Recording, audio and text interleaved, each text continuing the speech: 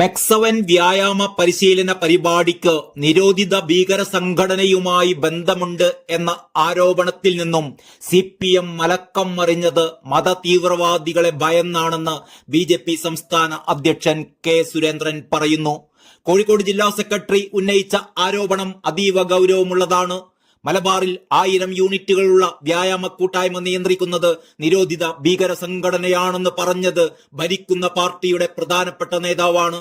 എന്നാൽ CPM ഉന്നത നേതൃത്വം ഇടപെട്ട് തീവ്രവാദ ശക്തികളെ സംരക്ഷിക്കുകയായിരുന്നു. മെക്സവനെ കുറിച്ച് പോലീസും ATS അന്വേഷണം നടത്തണമെന്ന് സുരേന്ദ്രൻ ആവശ്യപ്പെട്ടു.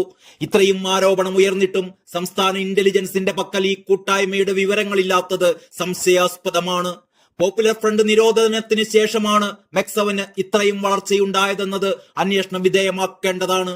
ഇതിന്റെ സ്ഥാപക നേതാക്കളെക്കുറിച്ചും അവരുടെ ഭൂതകാലത്തെക്കുറിച്ചും പോലീസ് അന്വേഷിക്കണം. വാട്സ്ആപ്പ് ഗ്രൂപ്പിന്റെ അഡ്മിന്മാരെല്ലാം പോപ്പുലർ ഫ്രണ്ട് ജമാഅത്തെ ഇസ്ലാമി പ്രവർത്തകരാണ് എന്നാണ് P. മോഹനൻ പറഞ്ഞത്. സംഘടനയുടെ ഫണ്ടിങ്ങിനെ കുറിച്ചും വിദേശ ഇടപെടൽ നടന്നിട്ടുണ്ടോ എന്ന കാര്യത്തെക്കുറിച്ചും അന്വേഷിക്കേണ്ടതുണ്ട്. ആവശ്യമെങ്കിൽ സംസ്ഥാനം കേന്ദ്ര ഏജൻസികളെ ആശ്രയിക്കണം. പോപ്പുലർ ഫ്രണ്ട് നിരോധനത്തിന് ശേഷവും സംസ്ഥാന സർക്കാർ അവരോട് കാണിക്കുന്ന മൃദു സമീപനത്തിന്റെ ഒടുവിലത്തെ ഉദാഹരണമാണ് ഇപ്പോൾ കേരളം കാണുന്നത് എന്ന് സുരേന്ദ്രൻ പറഞ്ഞു.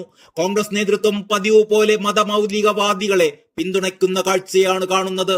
ഹിന്ദു ദൈവങ്ങളെ പരസ്യമായി അവഹേളിച്ച് സംസാരിച്ച സമസ്ത നേതാവ് ഉമർ ഫൈസി മുക്കത്തിനെതിരെ പോലീസ് കേസെടുക്കാത്തത് പ്രതിഷേധാർഹമാണെന്നും സുരേന്ദ്രൻ പറഞ്ഞു.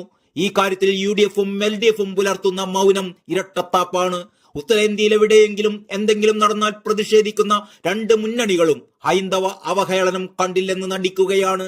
കോൺഗ്രസിന്റെയും CPM-ന്റെയും കപട മതേതര നിലപാട് ഒരിക്കൽ കൂടി വ്യക്തമായതായും K. സുരേന്ദ്രൻ പറഞ്ഞു.